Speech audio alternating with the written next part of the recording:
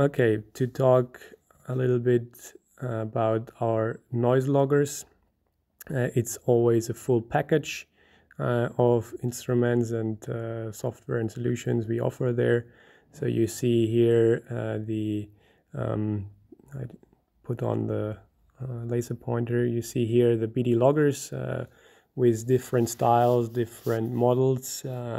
So you see here the standard BIDI noise loggers as bigger and smaller size, and the hydrophone noise logger with a special designed hydrophone. The standard loggers have so-called body sound sensors, and they have the piezoceramic sensor. In order to communicate with the logger, you always need a service master. This is the link of between the tablet's Bluetooth and the radio from the loggers. So it converts the radio frequency into a Bluetooth signal, and then the AZA OAD, any Android operated device with the app is able to receive and to send commands to the loggers and receive the data from the loggers. Good. Yes, you see also here AZA OAD is the application which you can download from the Google Play Store. So this is accessible through any Android device. And WaterNet and WaterCloud solution is our remote data transmission package with repeaters and network master to transmit our daily data packages to a cloud server where we host our WaterCloud. And inside the WaterCloud, you can access all the data, you can analyze the data, and you see it nicely distributed on a map, which is the main feature of the WaterCloud. To say a little more about the noise loggers in conjunction with our pyramid mode, or we call it the pyramid of success, like in our webinar last day. I introduced this to you, and there you see that the noise loggers are actually part of 3 steps out of 5 from our pyramid. So they are getting used for monitoring, for permanent installation. They can get used for pre-locating. I mean, that's also in the permanent installation, the goal for pre-locating leakages on sections of the pipeline. And in the end, you also can do correlation with the noise loggers. That means they are also capable to calculate a correlation with the signal they have recorded. Okay, what the noise logger is doing for monitoring and pre-locating, the noise loggers are placed on accessible points across the water distribution network, shown in this illustration here.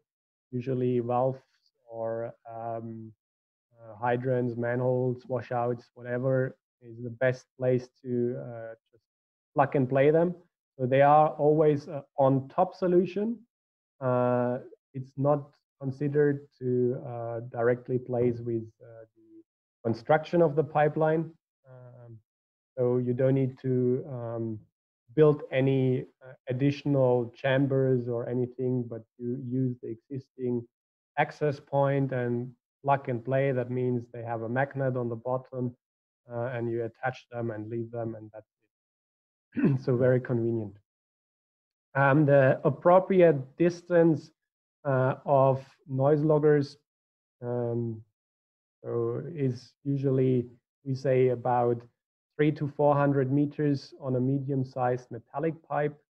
On large diameter pipelines and on plastic pipes, we use special accelerometers, which is called hydrophone, and they take the sound not from the material of the pipe, but from the water column itself. So they have a sensor which is directly inserted into the water column, and they sense the signal there.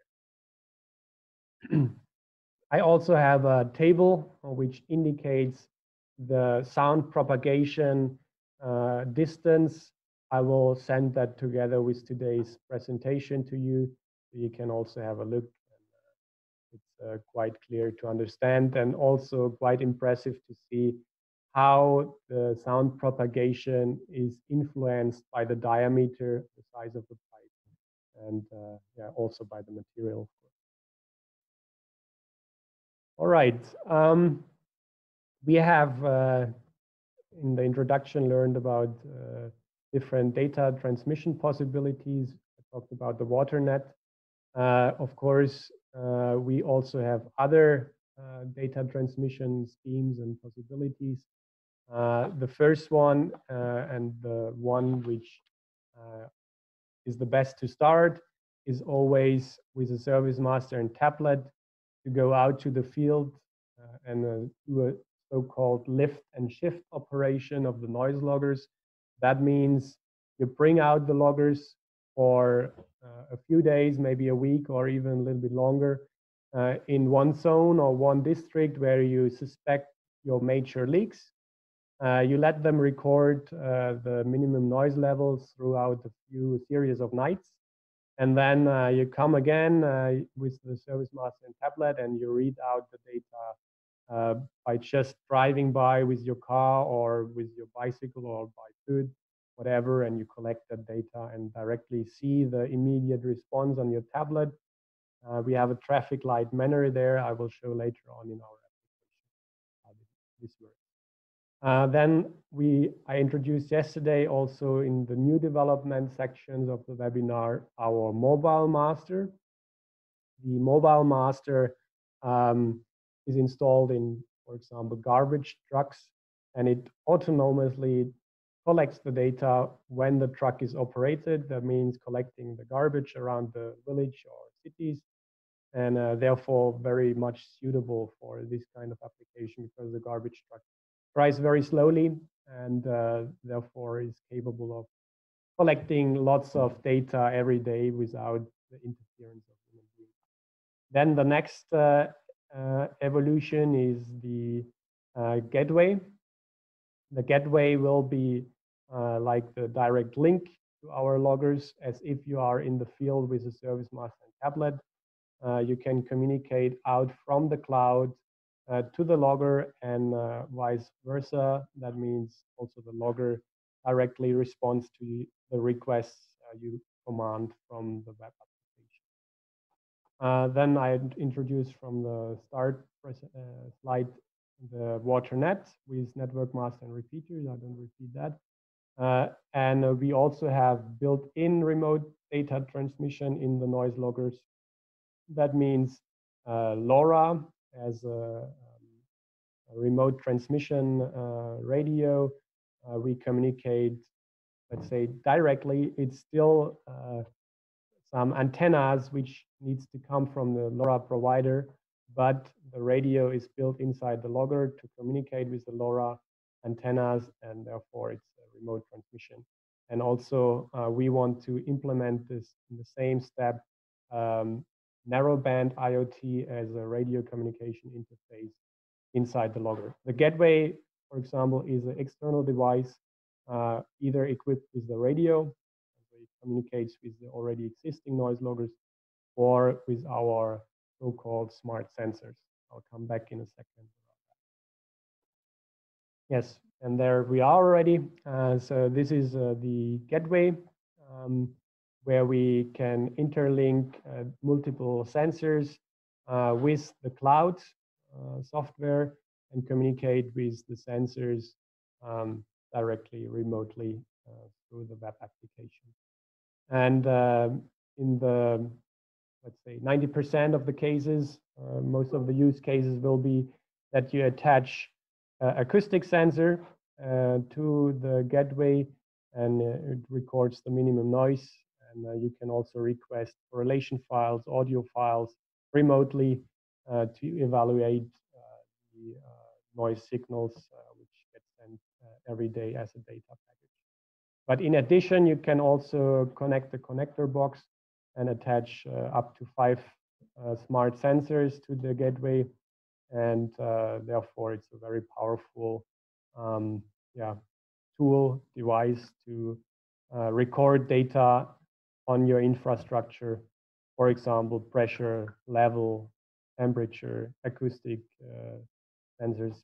But of course, we will start, and that's our major and main application is the leak detection through acoustic principle. All right, that's for the presentation. I will now switch to the AZA OAD application in the tablet.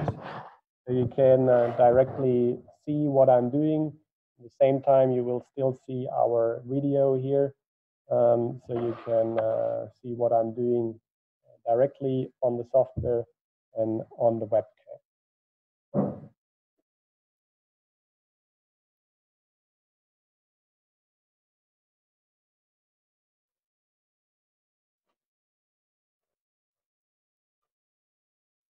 So I now have here two loggers, a service master, and on my tablet. I will start the AZA OAD. All right. So now everyone can see my screen in the tablet and also see the video of me in the top right, I hope. So the first thing I always need to do to connect to the loggers is to switch on the service master. This is a service master device. Just press the on-off button, very easy to do. And then you have to go into the main window of the AZA OAD, and there you have the icon of the Bluetooth, and you type onto this, and then you can directly go on connecting, and there you see then the serial number of the devices which are already paired. I don't have this one in the list yet. I will go on available devices and search, and now it should appear in the list. Here it is. I tip on it, and now it connects to my Bluetooth of the service master, and I'm now capable of communicating with the loggers through the radio. Okay, you see now the icon turns blue. That means everything is fine. The application is working. Okay, the first thing I always need to do if you receive loggers from us, brand new, we always either supply directly a tablet together with it, or we also, of course, allow you to purchase a tablet in the different countries, the issue of warranty, of course. So it's easier for you sometimes to purchase a tablet in your country. Then you need to set up the tablet. That means you go then here onto the App Store. I will show you that how it looks like. Everyone knows Google Play Store. This is the icon. I tip on it, and there you can search for all the application.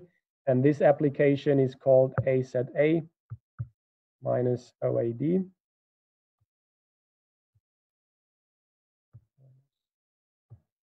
OAD.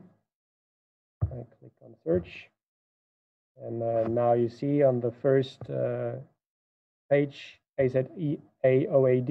You install it, and then it's on your desktop of your tablet available. You see here the icon, and you just access it. Okay, now the Bluetooth already disconnected again because I left the program, so you need to reconnect. Okay, then you always need to put the serial numbers of the loggers into the list so that you are able to do the settings inside. So you go here on settings, and then on program settings, and then I am now directly in the program settings, clear list. I will do that because I want to show you only the 2 loggers which I have here on the table and not all the other loggers which are around. So I first clear my list, and then you click on add loggers manually. You can type in loggers one by one of the serial numbers, which is always written on the top of the loggers. Just take the camera to me a little bit, so that's easier to show.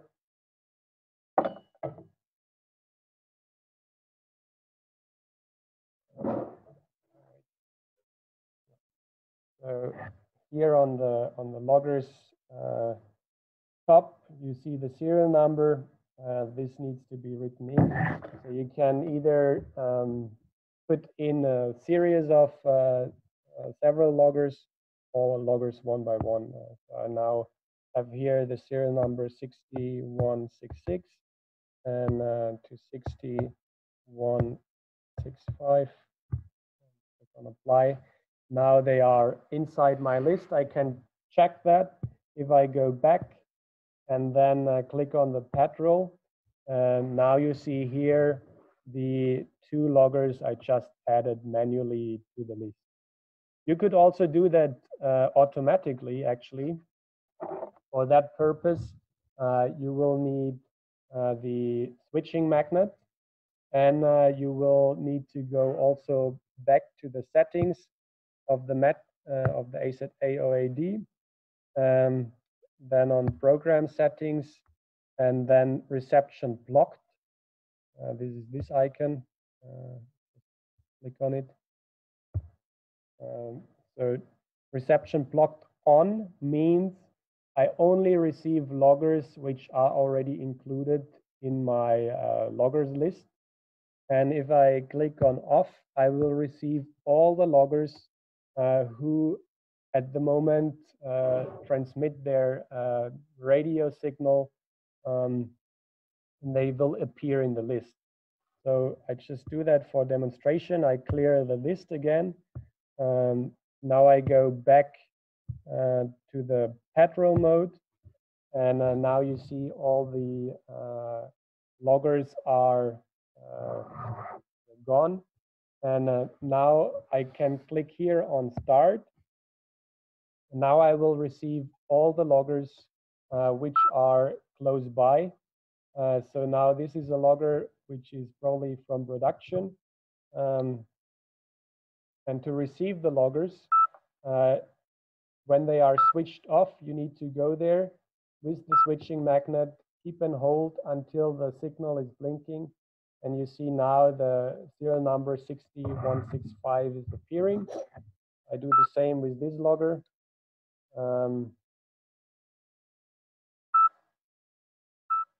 Now this one is also included inside the list. I click on stop again. So now I have one logger which I didn't want to receive. You can delete them directly from the list by press and hold onto the serial number.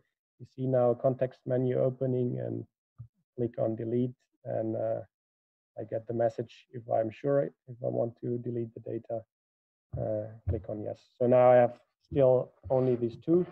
I go now back into the settings and program settings, and I go on reception blocked. I switch it on again because I don't want to receive all the loggers from production which are currently sending the data, so they don't interfere with our webinar.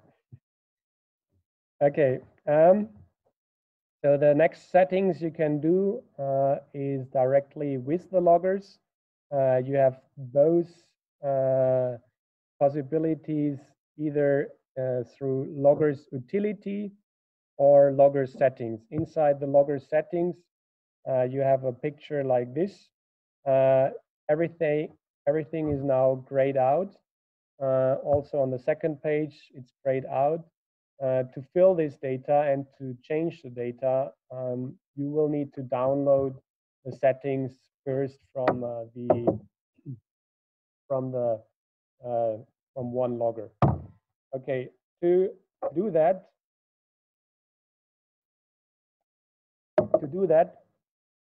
you need to switch the logger in bidirectional communication. Bidirectional communication means I can not just read out the data, but I can also write data inside the logger. And that can be achieved either manually with the switching magnet on the logger itself. I just show you this. When the logger is blinking one time long, it means it's going into the operation mode where it has been before. So we have 3 different operation modes. First one is sending the data, so transmission time, we call it. Second one is we have the measurement mode. So it's recording the measurement. Usually it's set at 2 o'clock in the morning until 4 o'clock in the morning, 2 hours recording time. And the third mode is sleeping mode. So it's not responding and not sending out any data. Okay, so if the logger shows you one time the LED for long, it's going back into the operation mode where it has been before. That means if I would be in the transmission interval, usually factory preset, we sending out the data every day between 8 o'clock in the morning and 4 p.m. in the evening. So during that time, it will go back into the sending mode, sending out every factory set is 8 seconds, the data, what has been recorded from the previous nights. Factory set here is again the past 7 days noise level. Okay, and also within the period of the transmission, I have the opportunity to remotely switch the logger in bidirectional communication. So that doesn't require the magnet and manual switching the logger in bidirectional communication. But of course, the magnet is always superior, so the logger will always respond to the magnet. Doesn't matter what I do with the software. Okay, within the transmission interval, if I choose the protocol, for example, 7 days past noise level data and the awake mode, I have the opportunity to wake the logger up remotely through the software directly inside the field. I don't need to lift covers or manholes anymore. I just do that with the tablet. Okay, but with the tablet, with the manual magnet, I always can go there. And if the logger blinks 3 times, like shown now here, it is indicating that it is now in bidirectional communication. Okay, a little bit elaborate explanation of the bidirectional modes or functions of the BD loggers, but I think it's necessary to understand how you can do the settings inside the logger. Okay, now I go on download. I click on the logger serial number, which I just activated, put into bidirectional communication, which is the serial number 6165. I click on apply, and now you see also here the logger indicates that it is recording or transmitting something. And now you see the grayed out zone in the background is now filled. That means I can access the data and I can change data, and I get a direct warning, attention, the radio logger's transmitter is switched off. So that is something very important. If we deliver the loggers, we usually send them by plane or any other transport company. They won't take it if there's radio interfering. So we need to switch off the radios. And the first thing you need to do before you deliver loggers to customers or directly use them, if you are a municipality, then you need to activate the radio in order to receive the data and also to do the settings inside the logger. Okay, now on the first page here, you see you have lots of different settings. I will explain a little bit about what the main functions is. The first one is the measurement period. If that is switched off, like now, the logger is completely dead. If I would now click apply and upload these changes to the logger, it won't record any noise values. It won't send you the data, even if you put the transmitter date, time period, and yeah, it would be completely dead. You can only wake it up then with the magnet and change the data and activate this again. Okay, but the measurement time is usually between 2 o'clock and 4 a.m. in the morning, usually the most quiet time in the network. And during that time, we record the minimum noise. The minimum noise is always this indicator if a leak is in the proximity or not. Okay, you can change this. For example, if you have pumps running during that time, you fill up your tanks or whatever, so then you just change the time.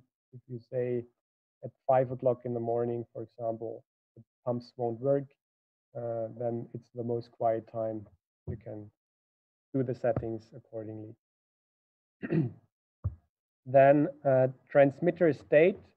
This is the function how or what I just got as a warning message. Transmitter is now turned off.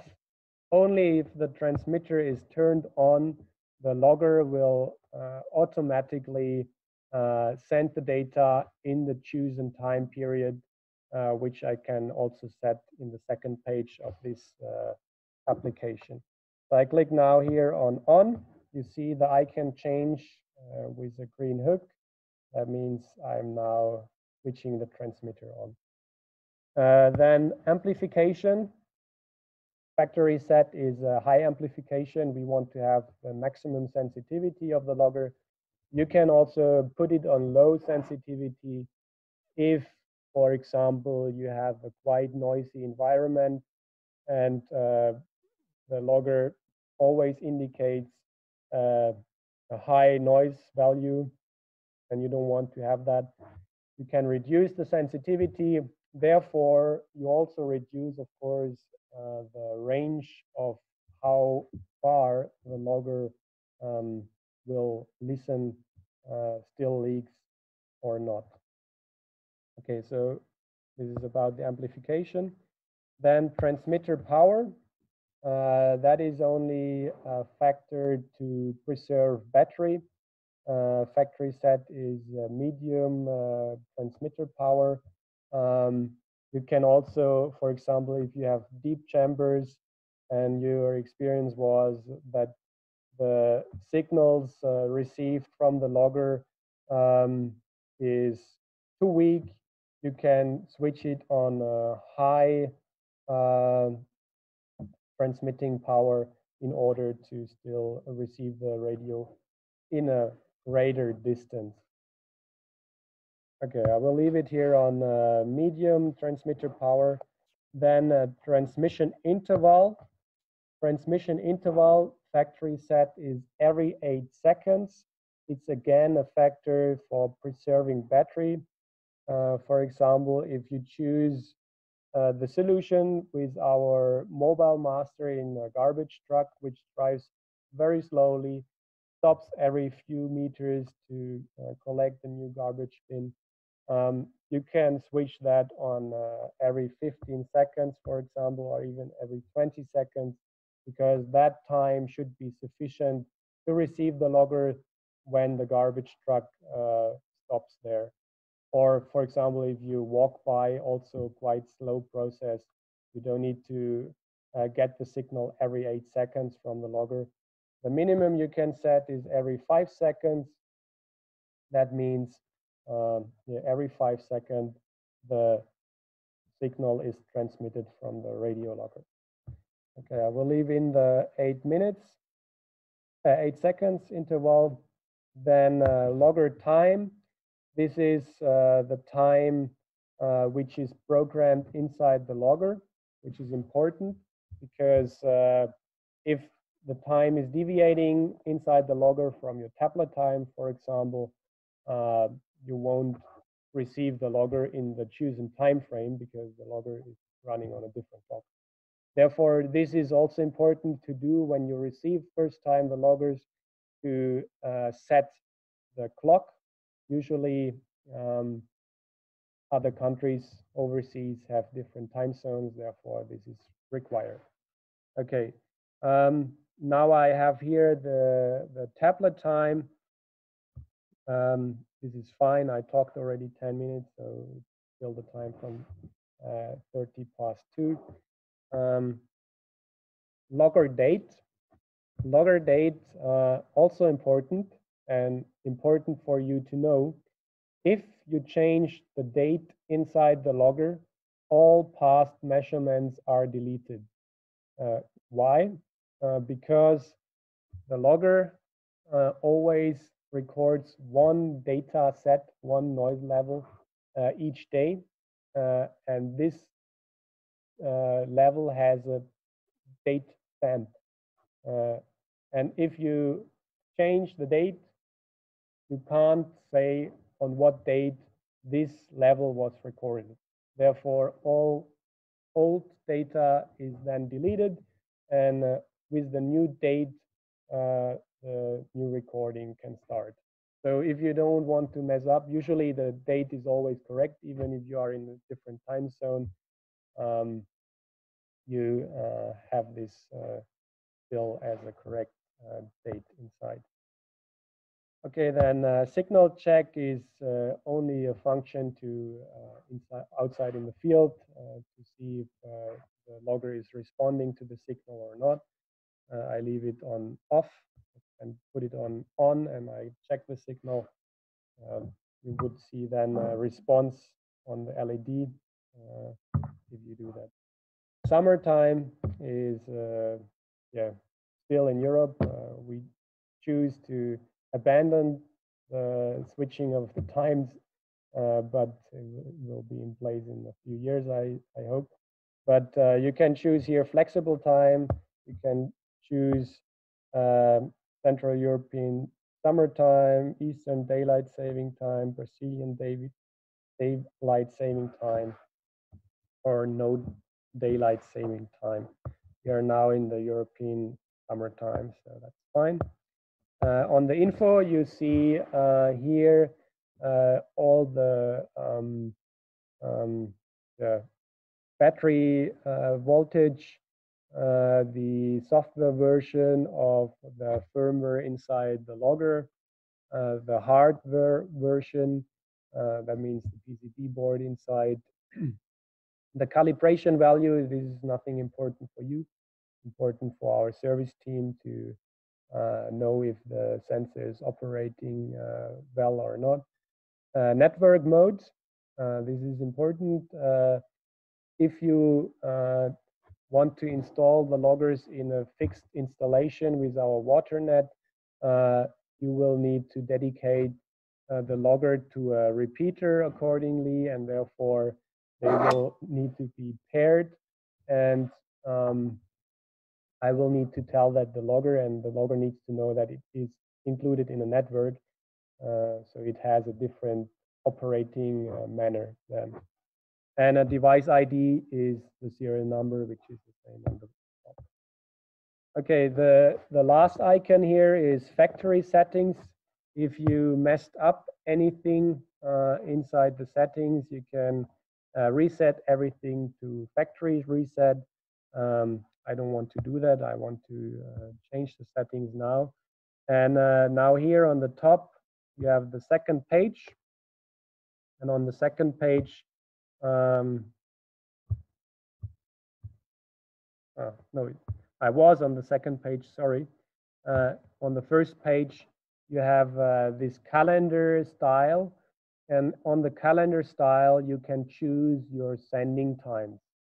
The sending times is the time when the logger is sending out the recordings which has done during the past few nights. Okay, you have here Monday till Sunday.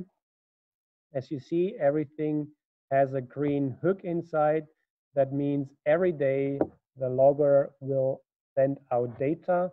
If you want to know in what time slot the logger sends the data and in what protocol it sends the data, you need to click onto or tap onto one of the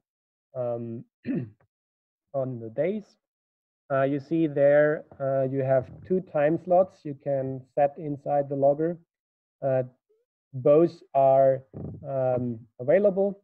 So you could, for example, if you say during the lunchtime, no one is working, it's too hot, you want to preserve the battery, so you switch off the radio transmitter in this 2, 3, 4 hours where no one will be able to collect data from the loggers.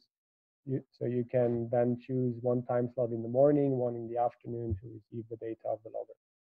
Okay, that's for the transmission time. Important now to say is here the protocols we can choose. So we have here, I don't know how many options, 4, 6, 8, 10, 11 options of transmission modes. And you see here, every time the mode shows the wake up written behind, that means I'm able to switch the logger into bidirectional communication remotely without the need of the switching magnet. So once the logger receives or sends out the signal, it listens for a fraction of a second if someone wants something from him. And if I send out the command, wake up, logger with serial number so-and-so, it will wait for the radio signal. And when it receives it, it pings back the wake up command, and the logger will remotely wake up, and then you can access all additional functions and settings of the logger, what we just do now here on the table. Okay, if there is written the plus symbol behind the operation mode, this means that I also receive during the sending times the actual low and actual high number. This is quite interesting additional information to know if the logger recording in the nighttime was real noise or not. For example, if the logger data shows you during the night, it records a noise level of 80, similar, it's not decibel, but quite similar scale. Then if you receive during the day the signal and the actual low number is lower than 80, then the 80 was not the minimum noise on the network. So you know this noise was probably something else causing this high noise value.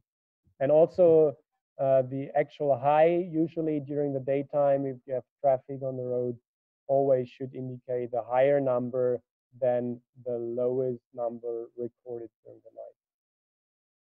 Okay, then you also have the protocols with the battery written behind, and the battery means it also transmits together with the noise level the actual battery voltage in order to understand if a logger is close to its empty battery. All right, that's all for the settings inside the logger. if you change something, you always need to click then here on upload. Now I get the message here. Do you wish to change the logger clock time or both?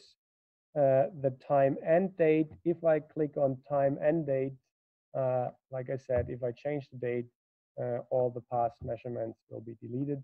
So I click here only on time. And now I get the message.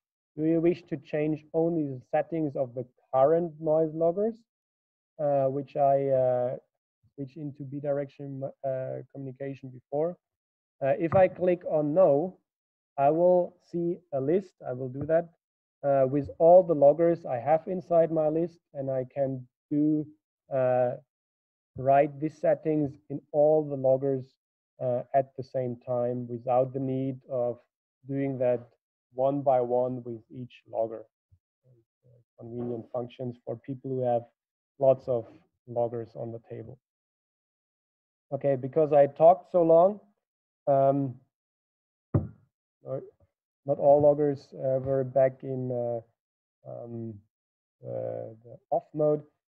Usually, if I switch a logger into bidirectional communication with the magnet, the logger stays in bidirectional communication for about 5 minutes before it switches back into the operation mode where it has been before, either sending, sleeping, or measurement. Okay, so I click now on apply. You will see the logger indicates that something is working on it. You also see inside the A-Z-A OAD the progress of programming these new settings inside the logger. Once it's finished, it will show you the list of the loggers. Normally, it should be showing only loggers which have not been changed successfully. I will repeat this step just to make sure I'm correct.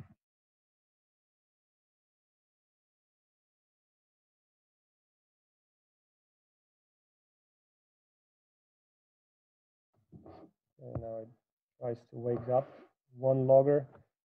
This logger switched back into the bidirectional, not the bidirectional mode anymore. I activate again. So now you see this logger, which has not in bidirectional communication anymore, is still inside the list. The other one is not inside the list because this one has been, the data has been transferred successfully. I will do the same with this logger again. You now see it blinking.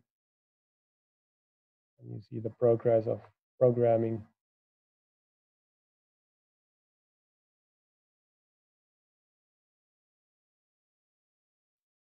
I have to say, now on our desk, I don't have put the antenna, external antenna on the big noise loggers. If I would have the antenna on it, it would probably be much quicker. It's a big mistake, I would say, to not have the antenna, even if you're operating on a table and the distance is very short. If there's no antenna on the board, the connection is quite bad. Okay, that's all for the settings of the loggers. Now I will show you what you can do with the loggers utilities. That is some additional functions to have available if you are outside in the field and you want to request additional data from the logger. For example, a test measurement, if you want to have an instant value of what the logger is recording or sensing on the place where you install it. And then you can, again here, change transmitter state. So it's the same function than the function on the logger settings we have seen before, but this is like easier to access. You don't need to download a setting first and then upload the changes again to the logger, but here you can directly access that from the logger's utility. And if you click on it, you directly see the full list of all loggers which you have included. And I switched them now on in the other settings. I don't do it here again, but that would do the same job. Okay, very important function, and I use it a lot, is the noise file, which is recorded every night from the logger. So every night between 2 a.m. and 4 a.m. we record the minimum noise, which is a value between 0 and 99, with 99 being the maximum noise intensity. And at the last seconds of the measurement period, the logger always records an audio sample. And this audio sample can be downloaded manually from the logger. So that is a lot of data which needs to be sent. So it's not automatically sent by the logger every day, but you need to request this audio file additionally if you're outside in the field, or later on with our gateway, you always have this opportunity to also download it through the web application. But this function is very, very important, and for me, one of the most important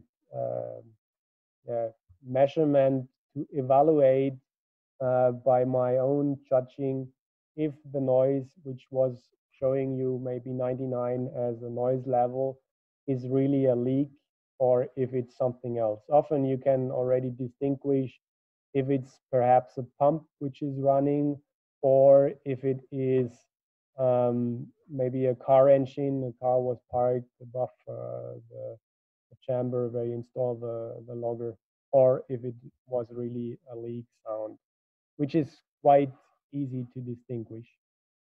I can also later on play you some noise samples from my list, just to give you an indication about the different noise styles I have gathered so far. Okay, to access this noise file or noise sample, you click here on read out noise sample. Now you will see the list of the loggers which are inside my list. Again, you now need to activate the radio. Actually, now we are still in the sending period of the logger. You see here the logger's LED flashes every 8 seconds to indicate that it is in sending mode. Every time you change some settings or you switch the logger into bidirectional communication manually with the magnet, and the logger falls back into his former operation mode, let's say sending mode, it will indicate for another like half an hour, a little bit more, 40 minutes, that it is now in sending mode still. Okay, therefore the logger still blinks. Doesn't mean it blinks all the time. Next time next day you come and access the data, the logger won't blink anymore, just for your information. Okay, if the logger blinks, I don't need to switch it into bidirectional communication with the magnet. I can do that manually. I will do that now here through the tablet. I have chosen logger serial number 6166. I click on apply. Now you will get a message. Okay, service mask couldn't find, search devices switched off. I will need to do that here through the wake up first. So I choose the logger with this serial number to be woken up. Now you see the wake up command, which is done from the tablet and service master. Now you see complete, and I did wake up the logger without any interference, only by the radio command. Okay, now I have the access to the logger. I can communicate with it. I now read out the noise sample, and now it's reading out the noise sample which was recorded in the previous night. Now I record it again. I take an antenna, easier.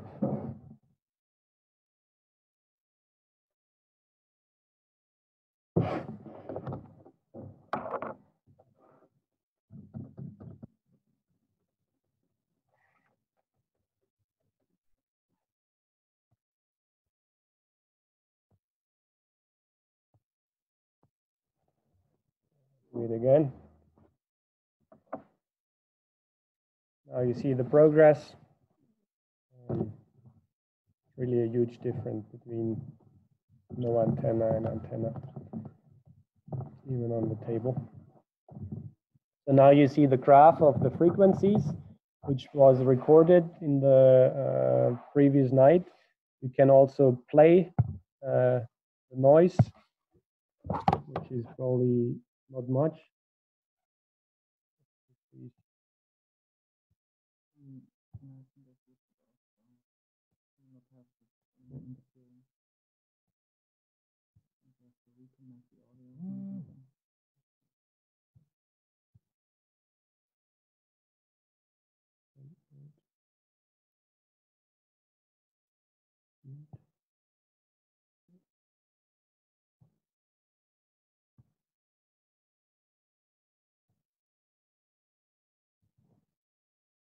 No, doesn't work.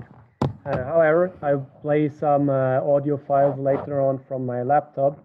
There you can really see some leak sounds and some pumps and other sounds which I have been recording so far. Okay, if you click here on create noise sample, you will create an instant noise sample directly on the site.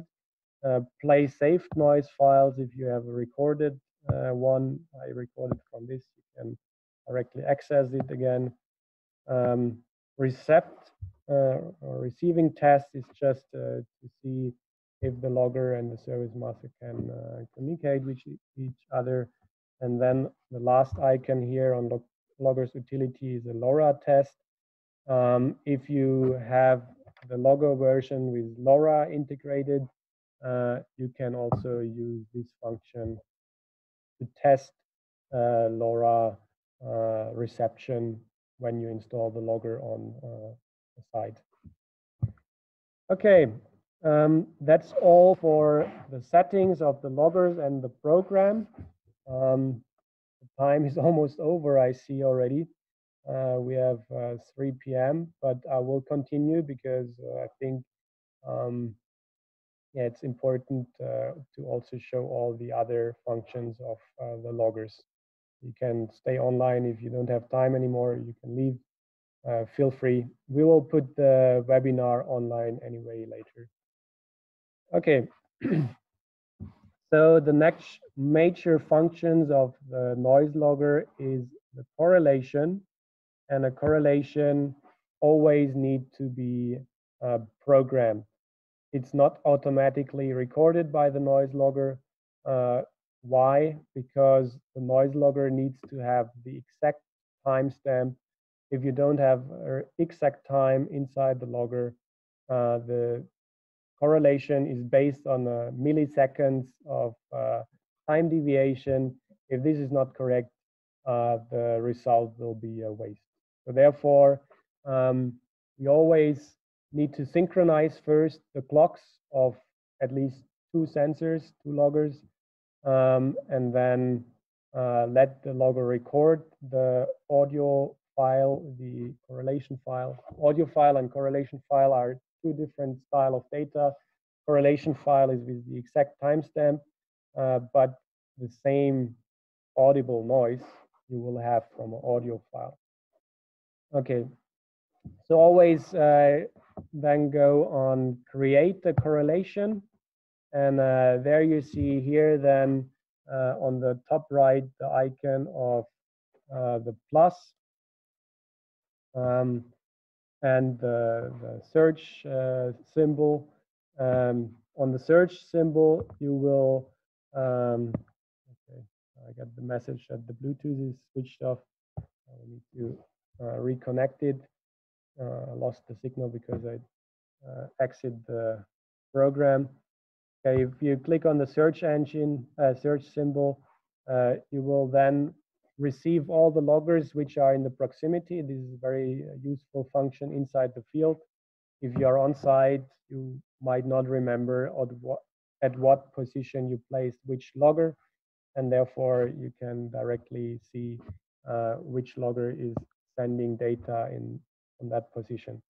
Every time it receives a new logger, it will ask you if you like to use the logger for the correlation to add to the list. Now I have chosen those loggers which I have here on my table. Actually, no, not all the loggers. This is the one. I have one logger too much. This is this one. I want to delete this.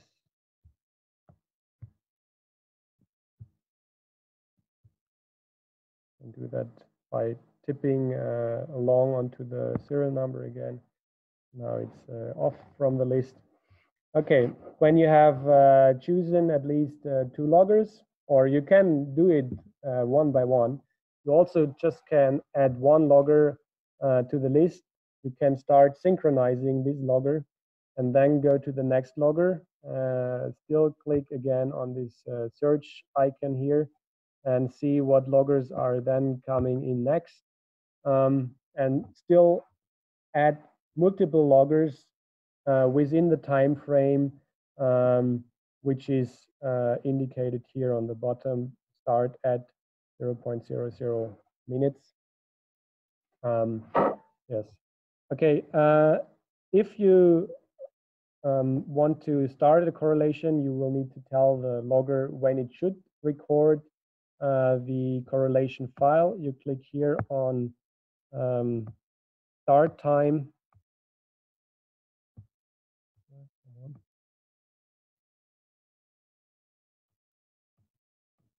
I have a problem between the Zoom share screen and the FAST-OAD. Cannot access the. Okay, now you see I access the time when the logger should start recording the correlation file. If I don't do anything in here, click on apply, it will start in minimum. The minimum time is 2 minutes. I do that now because I want to show you directly the quickest response. So now I would have 2 minutes time to program and synchronize the time of each loggers now inside the list, and all other loggers I still want to include into this correlation group at this time. So if I now click here on upload, now the service master is not connected. I reconnected because every time you leave the program, the FAST-OAD, it will lose the Bluetooth connection. It's not the problem of the FAST-OAD, it's the problem of the tablet, Android. So now you see here all loggers which have been accessed. Every time the logger is received and responsive, you have the green hook on the radio icon, and successful programming of the correlation will show you a green hook when it program it accordingly.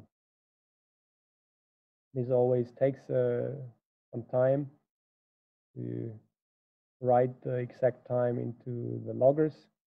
You have this exact timestamp.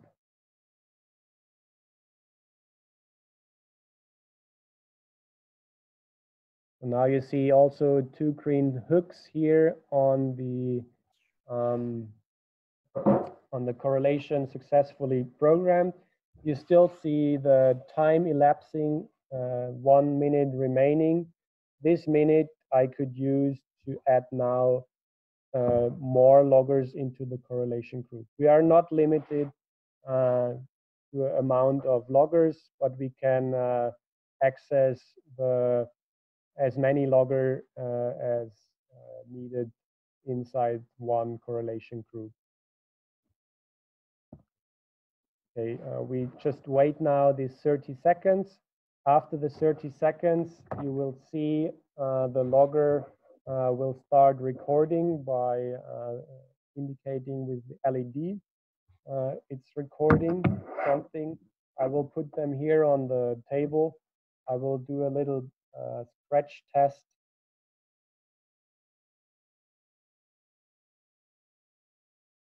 so that you can also hear some sound from the logger.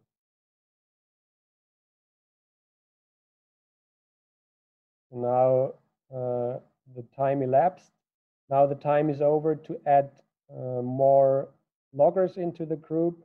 It still takes about 20 more seconds until the correlation recording starts.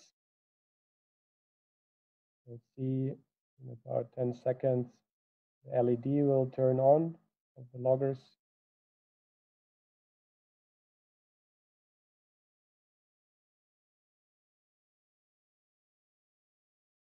Now the LED turns on.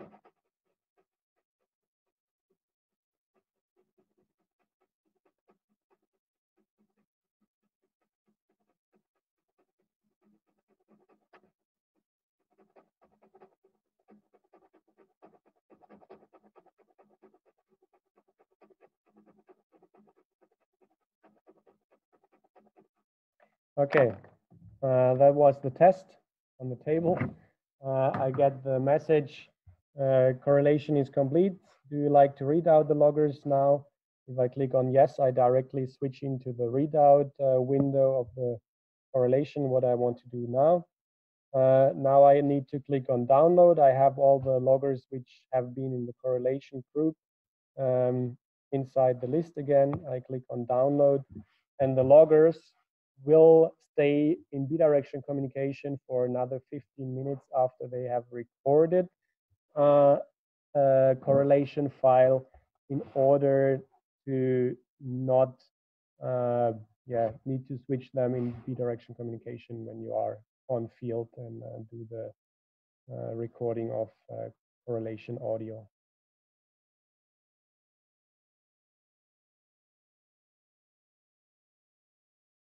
So the downloading of the correlation data takes also quite some time. It's a big file, and therefore it depends on the distance between the service master and the logger. If you are closer to the logger, it goes quicker. If you are further away, sometimes can take up till 30 seconds, sometimes a minute to download the data from the logger.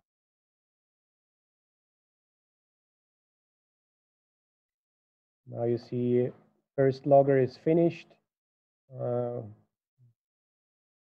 downloaded the correlation file.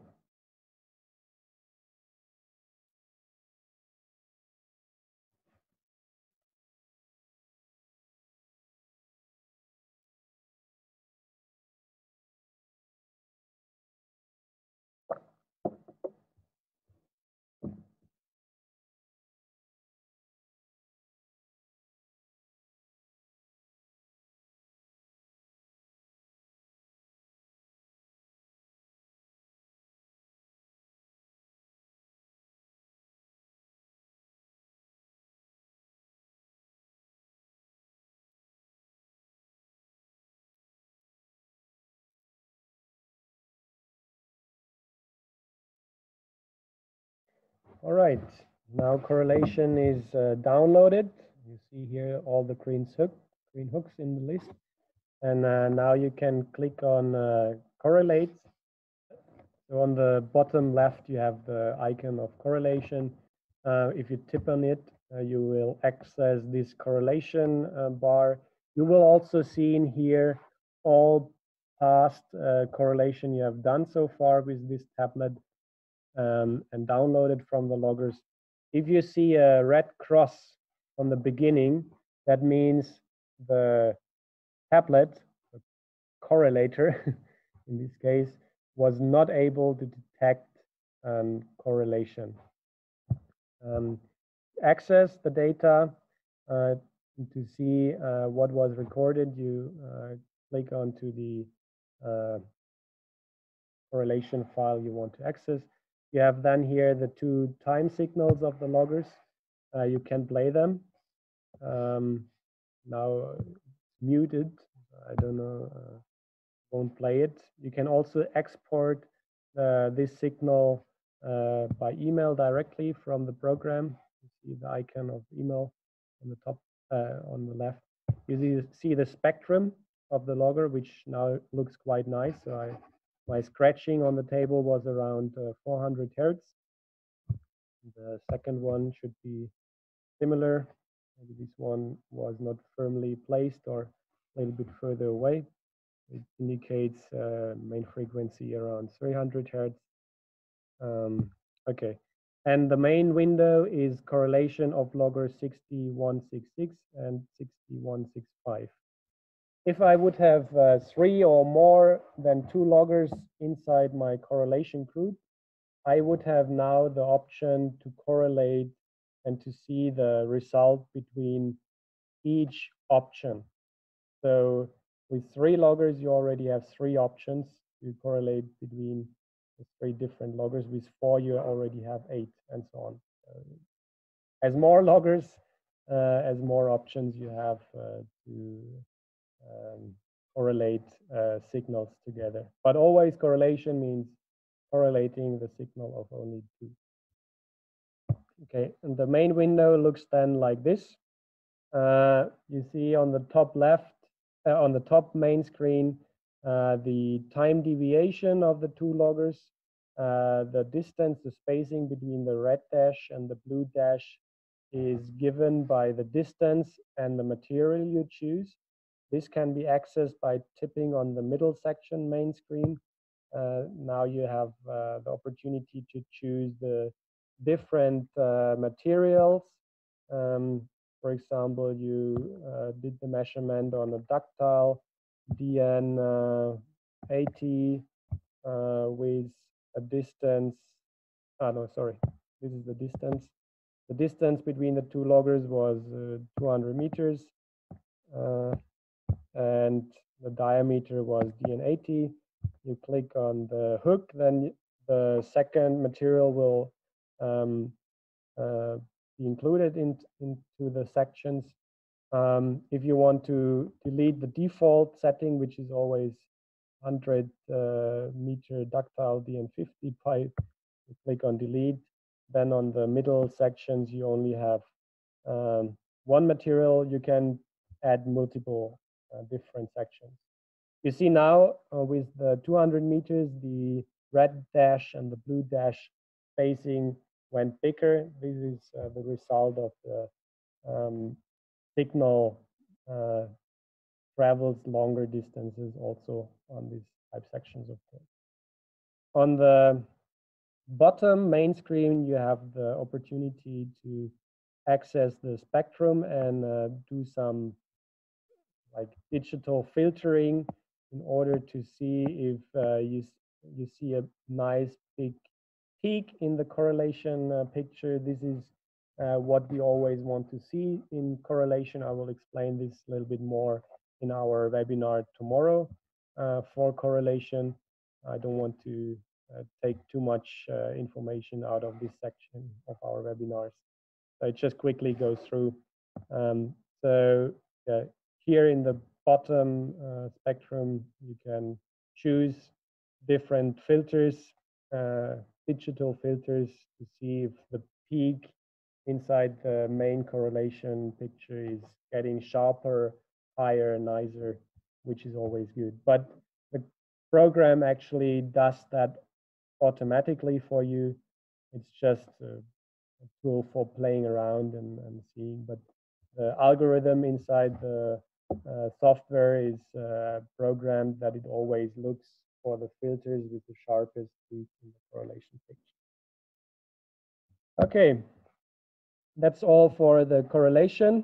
I hope you got all the information you needed. Here you also see again the readout correlation and create correlation. If I wouldn't have tipped on the direct readout icon when the recording was finished, I would have needed to go on readout and added the logger serial number manually again by the plus icon or by the search icon. Load correlation, all the saved correlations I have done with this tablet are saved inside this section. So you can later on always access them. Also, you can export them to the Watercloud.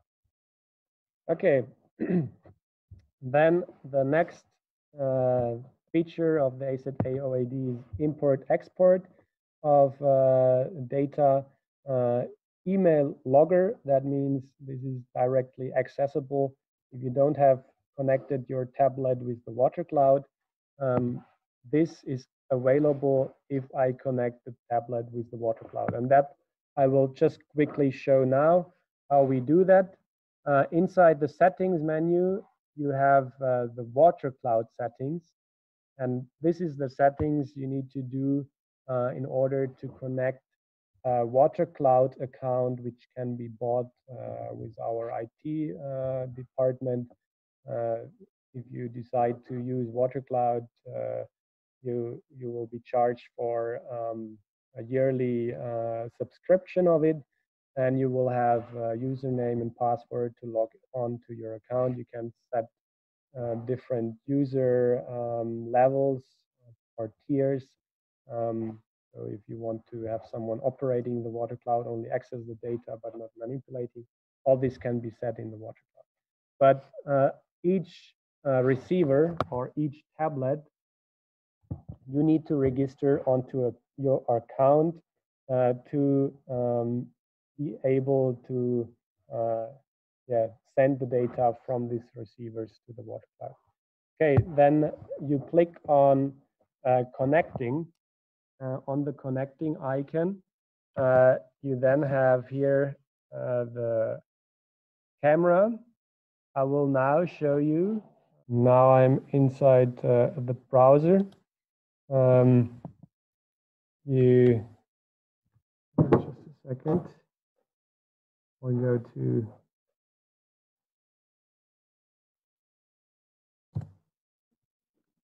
ASAT Watercloud.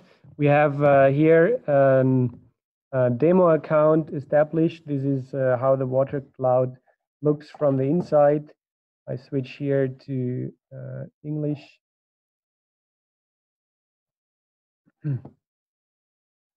You have here on the left, you have the main functions of the Watercloud.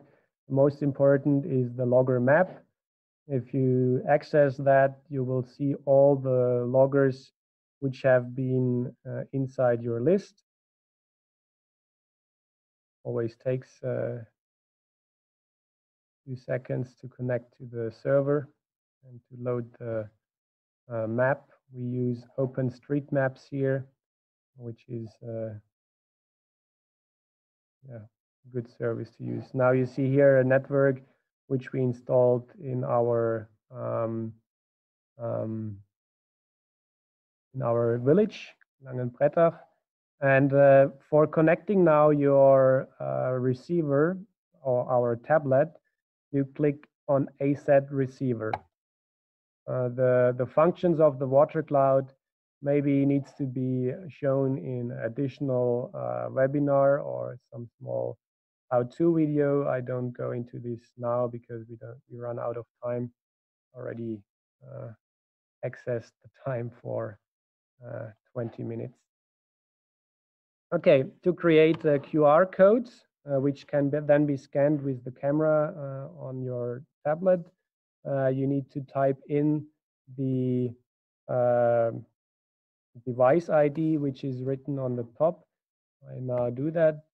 A46CF156DBBF. Okay, now I go and create QR codes. Now I see the QR code, and if I go there with the tablet, I scan it, and I now get the message: registration of the device on the server was successful. It can be used by the Watercloud now. Okay, that's all. To connect your tablet or receivers to the Watercloud, now I go back to my Zoom meeting, go on full screen again. Okay, now I have also the opportunity here in the import export. Now more functions are available, not only email logger, but also import, export, and export correlations. All these functions are available to use all the data recorded by the loggers, or all correlation files downloaded to the tablet to put this data to our cloud solution.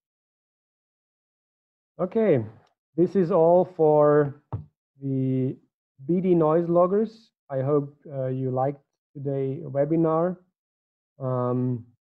Like I said, Watercloud functions is something we probably need to do in another specific webinar to show you the main functions in there, how to create zones, how to distribute the data recorded by the noise logger in the different zones, and also how the data can be analyzed inside the software.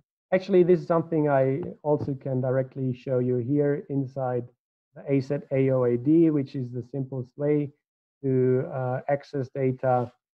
If you see a green icon on the signal after the serial number,